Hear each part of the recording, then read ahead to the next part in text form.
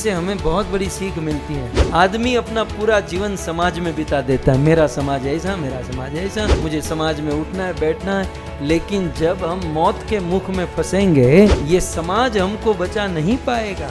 गजेंद्र इस डिसीजन पर पहुंचा, न माम इमे ज्ञातय, ये मेरा समाज मुझे नहीं बचा पाया। और कुतः करिए, जब समाज इतने बड़े बड़े डॉक्टर, इतने बड़े बड़े विद्वान, इतने बड़े बड़े बलवान लोग जब मुझे नहीं बचा पाए, तो कुतः करिण्य, तो मेरी बेचारी पत्नियां मुझे कैसे बचा सकती हैं। बहुत बड़ा सिद्धांत यहाँ पर प्रस्तुत हो रहा है कि हम जब मृत्यु के मुख में फंसेंगे, इस दुनिया का कोई आदमी हमें बचा नहीं सकता। गोविंद दास जी कहते हैं कि पूरा जीवन हम पत्नी, पति, बच्चे और समाज की सेवा में बिता देते हैं। पूरा जीवन बस उसी के आगे पीछे हम लगे रहते हैं। बच्चों की सेवा, पत्नी की, पति की सेवा करनी चाहिए, जितनी जिम्मेवारी हो उतना तो करना ही चाहिए, लेकिन बस उसी में लगे रहने से काम नहीं बनेगा।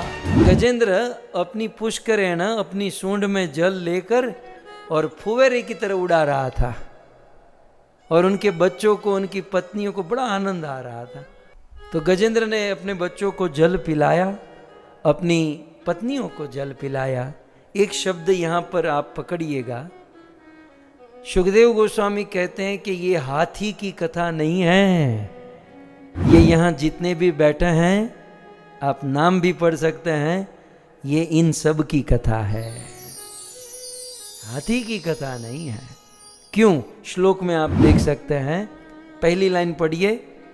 सपुष्करेणोद धृतशी कराम्बुभि निपाय यस्नपन अन्यथा ग्रही, यथा गृही।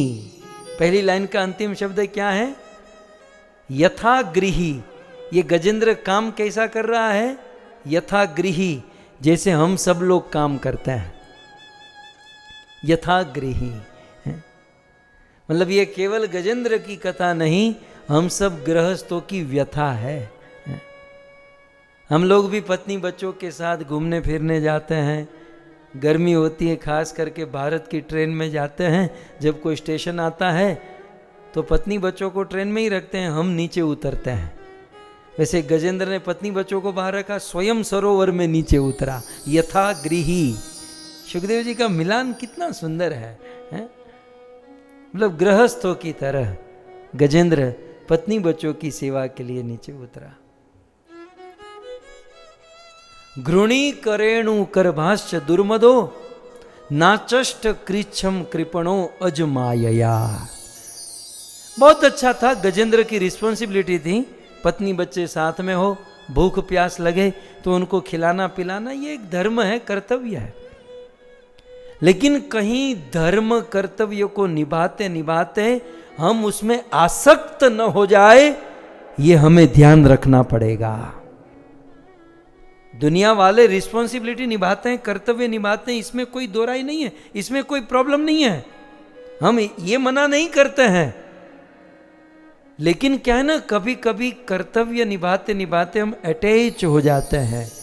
गजेंद्र का कुछ ऐसा हुआ।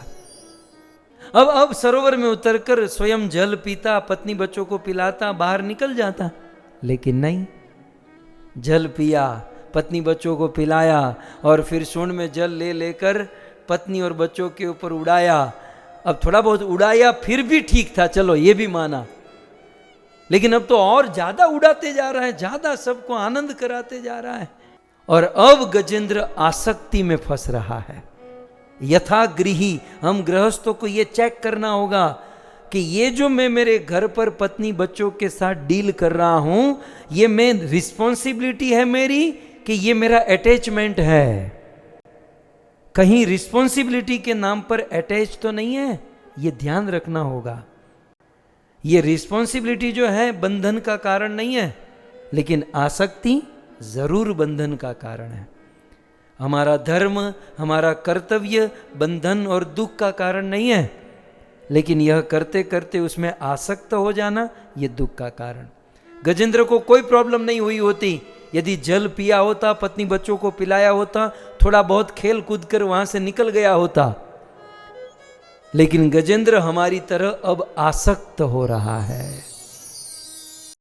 और सुखदेव गोस्वामी ने कितना कह दिया कि घृणी करेणु कलभान दुर्मदो, गजेंद्र इतना दुर्मद हो गया, इतना उन्मत्त हो गया, इतना मतवाला हो गया, इतना आसक्त हो गया पत्नी बच्चों में कि नाचष्ट कृच्छम कृपणो अजमाया, कि अपने मस्तक पर मंडराने वाली मृत्यु को नहीं देख पाया। और अज माया, अज माने भगवान, माया माने महामाया, भगवान की माया में फंस गया बेचारा। ये माया में फंसा है गजेंद्र। और फिर क्या था? सुखदेव जी कहते हैं, तम तत्र कश्चित नृप देव चोदितो। हे नृप, हे राजन, तम वहां पर कश्चित कोई एक देव च उदित, देव की कृपा से, माने उनके भाग्य या दुर्भाग्य समझो, कि जब वो गजेंद्र पत्नी बच्चों के साथ खेल रहा था जल में खड़े खड़े, तो गजेंद्र उस जल में इतना गोल गोल घूम रहा था कि सरोवर का पूरा जल हिलने लगा। और उस जल की गहराई में एक मगरमच्छ, एक क्रोकोडाइल, एक ग्राह रहता था। सुखदेव जी कहते हैं, ग्राहो बलियांश चरणे रुषा ग्रहित। और वह ग्राह, रुषा माने भयंकर क्रोध में आकर गजेंद्र के पांव को पकड़ लिया। ग्राहो बलियान, बलवान ग्राह ने रुषा क्रोध से भरकर गजेंद्र के चरण को अग्रहित, चरण को पकड़ लिया। फिर भी गजेंद्र खेल रहा है, फिर भी गजेंद्र वो जल उछाल रहा है? क्योंकि थोड़ा बहुत रोग आए ना, तब तक आदमी को पता नहीं चलता। लेकिन अब ग्राह ने अपनी पकड़ को थोड़ा मजबूत किया, दांत को और थोड़ा दबाया, टेम्पर बढ़ाया, तब जाकर गजेंद्र को एहसास हुआ, भाई मेरे पांव में कुछ तो लगा है। हॉस्पिटल में जाकर रिपोर्ट कराया, तब पता चला कि कैंसर है। और फिर खेलना कूदना बंद। गजेंद्र को पता चला कि नहीं, कुछ भारी प्रॉब्लम है। गजेंद्र ने जब देखा तो ग्राह ने मुझे पकड़ लिया है। यदि क्षया एवं व्यसन आगत, गजेंद्र इस प्रकार से अकस्मात एक्सीडेंटल विपत्ति में फंस गया।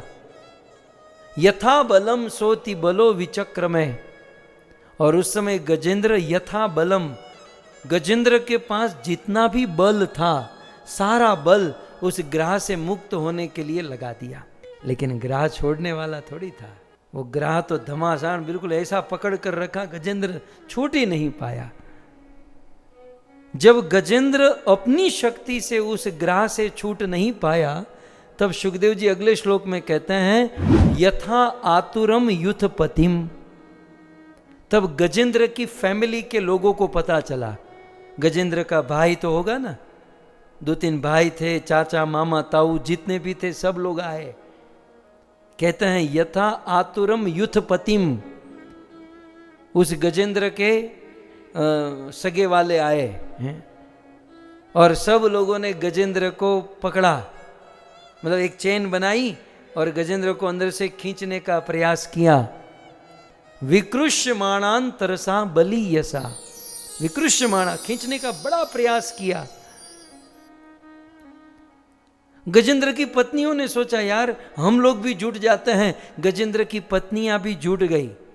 सब लोग एक दूसरे को पकड़कर गजेंद्र को अंदर से खींचने का प्रयास किया, लेकिन न च अशकन।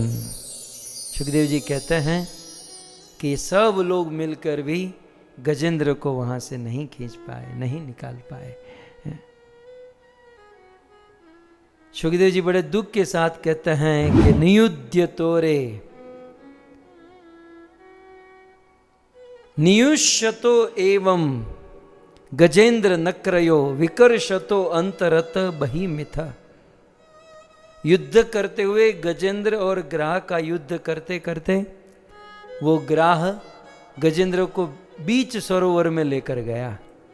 कभी कभी गजेंद्र थोड़ा सा बाहर आ जाता, लेकिन ग्राह उसे खींचकर अंदर ले जाता, कभी अंदर कभी बाहर।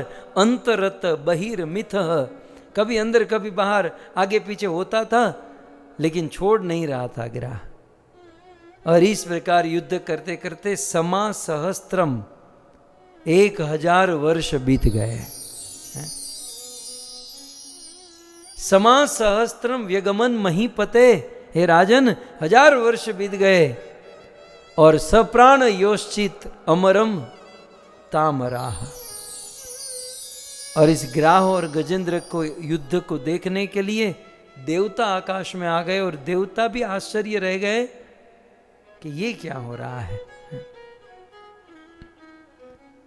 सुखदेव जी कहते हैं आगे, ततो गजेंद्रस्य मनोबलोजसाम कालेन दीर्घेण महा अभूत व्ययः। इस प्रकार युद्ध करते करते जब बहुत समय बीत गया तो गजेंद्र का बल कम हो गया और उस ग्राह का बल बढ़ गया। कारण यही था कि गजेंद्र पृथ्वी का आदमी है और ग्राह जल का आदमी है। गजेंद्र अपनी गली में नहीं था, वो दूसरे के घर में फंसा था, और ग्राह अपनी अपनी गली में कुत्ता भी शेर होता है। तो विकृष्य मानस्य जले वसीदतो विपर्ययो भूत सकलम जलो कस। गजेंद्र का बल घटते गया और विपर्ययो, उससे बिल्कुल विपरीत वो ग्राह जो था उसका बल बढ़ते गया। और इस प्रकार से वो ग्राह गजेंद्र को खींचते खींचते बीच सरोवर में, सुखदेव जी कहते हैं, इत्थम गजेंद्र स यदाप संकट। गजेंद्र इस प्रकार से भयंकर संकट में फंस गया। प्राणस्य देहि विवशो यदिच्छया। गजेंद्र के प्राण विवश होने लगे, अब तो बड़ा कष्ट होने लगा। अपार यन आत्म विमोक्षण चिरम। और फिर गजेंद्र ने अपने मन में विचार किया कि मुझे बचाने में अब कोई सक्षम नहीं है, अब मुझे कोई बचा नहीं सकता। गजेंद्र ने अपनी बुद्धि में दद्या विमाम बुद्धिम यथापपद्यत, अपनी बुद्धि में एक निर्णय किया, एक डिसीजन लिया। गजेंद्र क्या डिसीजन ले रहे हैं? नमाम इमे ज्ञातय आतुरम गजा। ये बड़े बड़े गज, मेरी जाति के बड़े बड़े हाथी जब मुझे नहीं बचा पाए तो कुतः करिण्य प्रभवंती मोचितुम। तो ये बिचारी मेरी पत्नी मुझे कैसे बचा सकती है? ये मेरे छोटे छोटे बच्चे मुझे कैसे बचा सकते हैं? न माम इमे ज्ञातयः, मेरे ज्ञाति वाले लोग, मेरे समाज वाले लोग मुझे नहीं बचा पाए। देखिए, इससे हमें बहुत बड़ी सीख मिलती है। आदमी अपना पूरा जीवन समाज में बिता देता है, मेरा समाज ऐसा, मेरा समाज ऐसा, मुझे समाज में उठना है, बैठना है। लेकिन जब हम मौत के मुख में फंसेंगे, ये समाज हमको बचा नहीं पाएगा। गजेंद्र इस डिसीजन पर पहुंचा, न माम इमे ज्ञातय, ये मेरा समाज मुझे नहीं बचा पाया। और कुतः करिए, जब समाज इतने बड़े बड़े डॉक्टर, इतने बड़े बड़े विद्वान, इतने बड़े बड़े बलवान लोग जब मुझे नहीं बचा पाए, तो कुतः करिण्य, तो मेरी बिचारी पत्नियां मुझे कैसे बचा सकती हैं?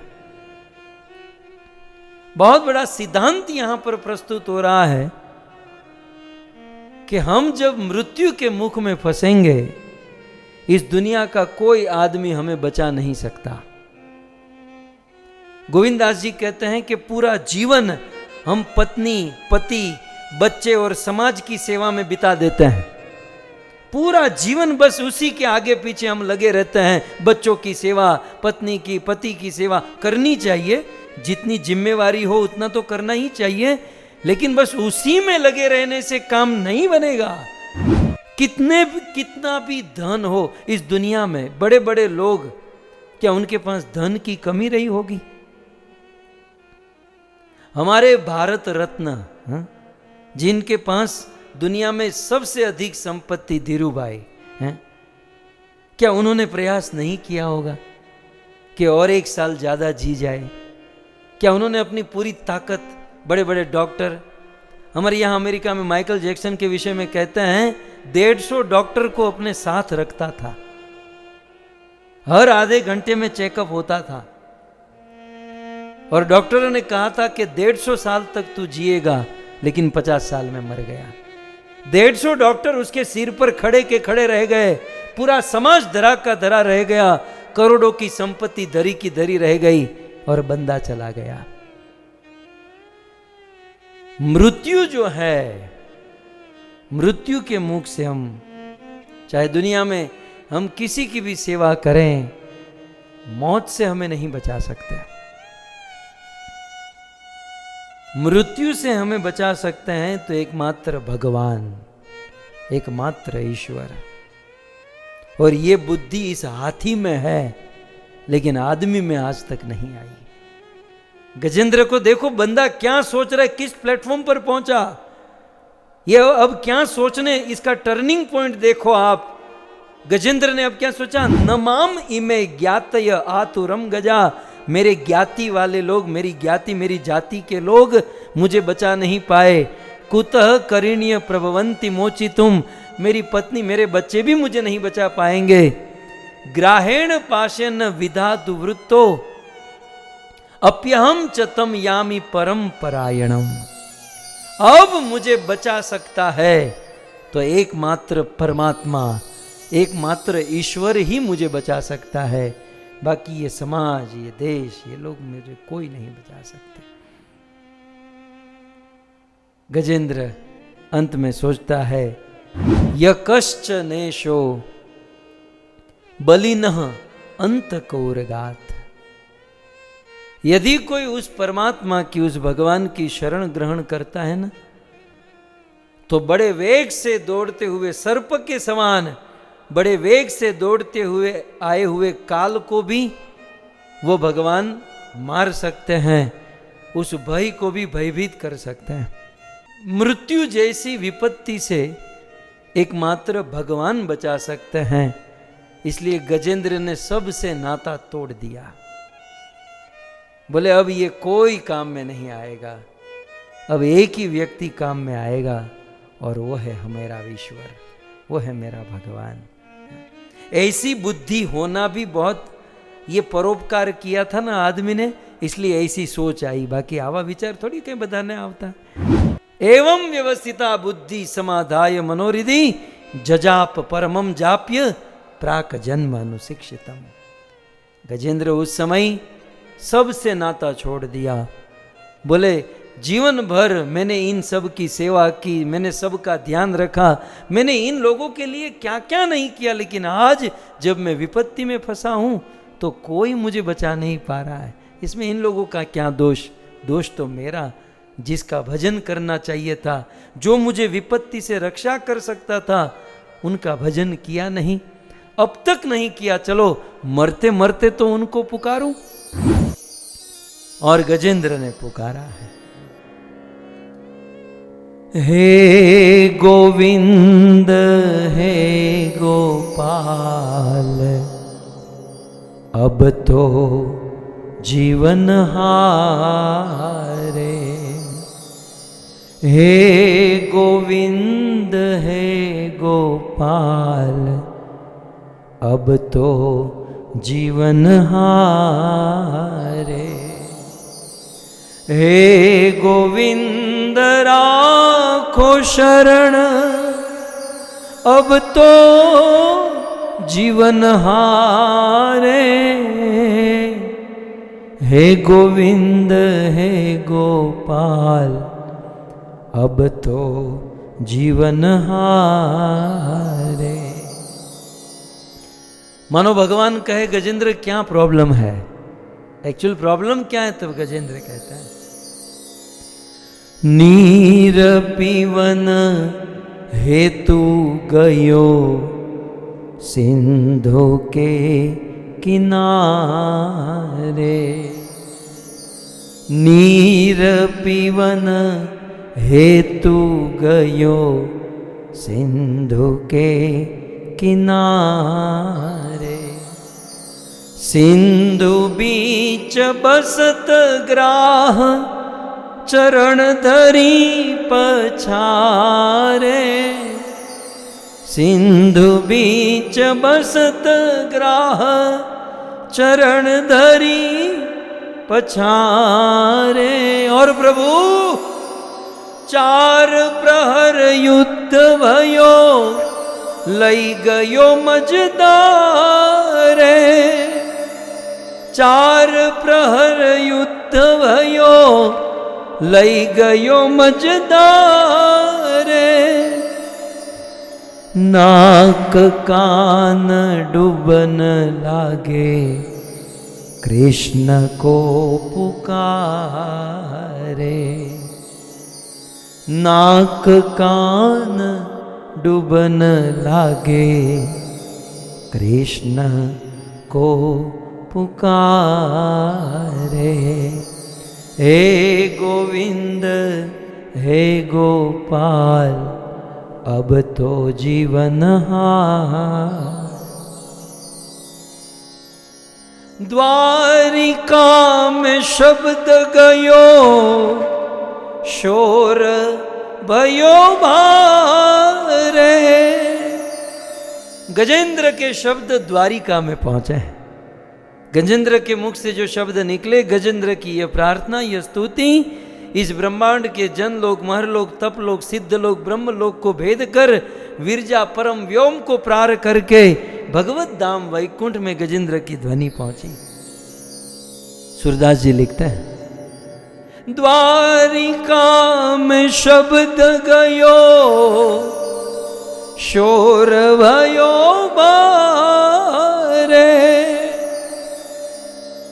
शंख चक्र गदा पद्म गरुड़ लई सिधारे।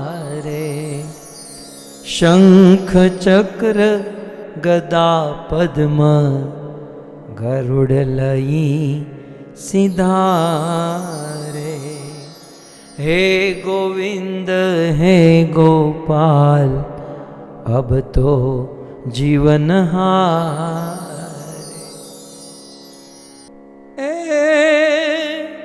गजपूर्ण निराश भयो जब ही तब आर्तनाद सुनाय दियो।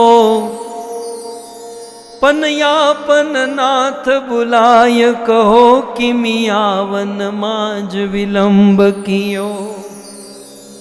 गजपूर्ण निराश भयो जब ही तब आर्तनाद सुनाय दियो। पनयापन नाथ बुलाय कहो किमियावन मांझ विलंब कियो। तब ही विनीता सुत को तजी के तुरंत गजराज बचावलियो। तब ही विनीता सुत को तजी के तुरंत गजराज बचावलियो। इस प्रकार गजेंद्र ने भगवान को पुकारा और मरते हुए गजेंद्र का पूरा शरीर डूब चुका था, केवल उनका मस्तक बचा था। और हरि को पुकारा और मरते समय हरि को पुकारा। भगवान गरुड़ के ऊपर सवार होकर आए। भगवान को लगा कि कहीं मुझे पहुंचने में देरी न हो जाए। सूरदास बाबा लिखते हैं, तब ही विनीता सुत को तजी के। भगवान गरुड़, विनीता सुत माने गरुड़ को त्याग कर तुरंत गजराज बचावलियो। तुरंत गजेंद्र के पास आए, सुदर्शन चक्र चढ़ाए, ग्राह का मस्तक काटे और गजेंद्र को ग्राह के मुख से छुड़ा लिया।